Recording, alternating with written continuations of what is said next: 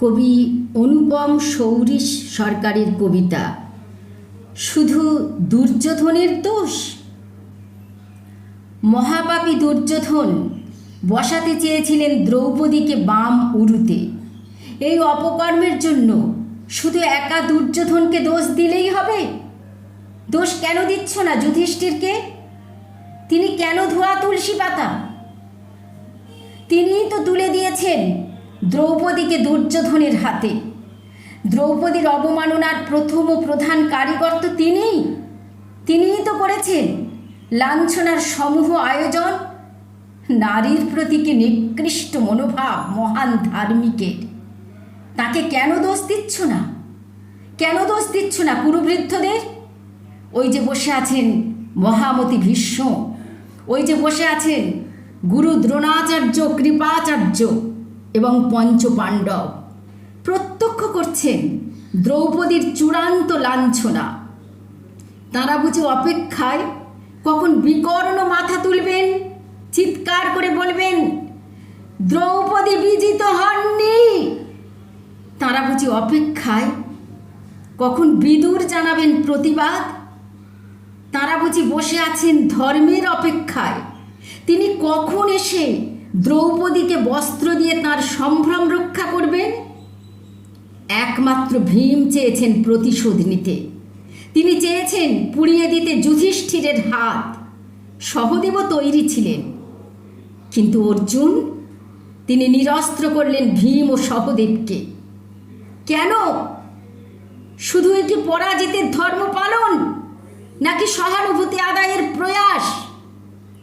অগ্নিসংযোগকারীকে আক্রমণ না করে তার আস্ফালন দেখেও কেমন করে গৃহস্বামী নিশ্চেষ্ট থাকেন? ওদিকে রাজমাতা বসে আছেন চোখে কাপড় বেঁধে। সন্তানকে দেননি তিনি উপযুক্ত শিক্ষা। প্রকৃত ক্ষত্রিয়ের সংস্কার করেননি তিনি দুর্যোধন ও অন্য ভ্রাতাদের। তাঁরও ধৃতরাষ্ট্রের আশ্রয় প্রশ্রয়ে পুষ্ট বলেই দুর্যোধন ও তাঁর সঙ্গীরা এতটা বেপরোয়া। ওই যে বসে আছেন সব প্রাজ্ঞ পুরুষেরা, তারা কেউ করছেন শাস্ত্র আলোচনা, বুদ্ধদেবের মৃত্যু সম্পর্কে জ্ঞানগর্ভ আলোকপাত। কেউ নাটক লিখছেন, কেউ গান লিখছেন, পুরস্কারে ভূষিতও হচ্ছেন, কেউ শোনাচ্ছেন তিনি কতবার কবিতা পড়তে গেছেন সান ফ্রান্সিসকোতে। কেউ কেউ তাদের ঘৃণ্য নীরবতায় প্রতিটি কবিতা ও উপন্যাসকে সামিল করছেন গণহত্যায়, নারী হত্যায়, প্রতিবাদহীনতায়। অতএব এই নারকীয়তা দুর্যোধনের একার নয়। ব্যাসদেব পৃথিবীর শ্রেষ্ঠ কবি। তিনি বুঝিয়েছেন একটি দুষ্কর্মের জন্য দুষ্কর্মকারী একা দোষী নন, তার থেকে অনেক বেশি দোষী তাঁরা যারা তাকে কুকর্মে ইন্ধন দেন, যারা থাকেন মেঘের আড়ালে, যারা মুখোশ পরে মোমবাতি মিছিলে হাঁটেন, যারা লোভে, পাপে, ভয়ে বা আনুগত্যে নীরব।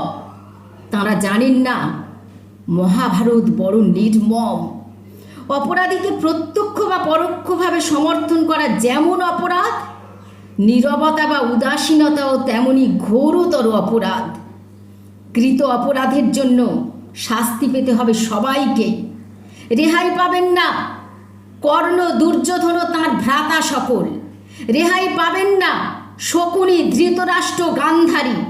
রেহাই পাবেন না পঞ্চপাণ্ডব এবং কুরু বৃদ্ধগণ।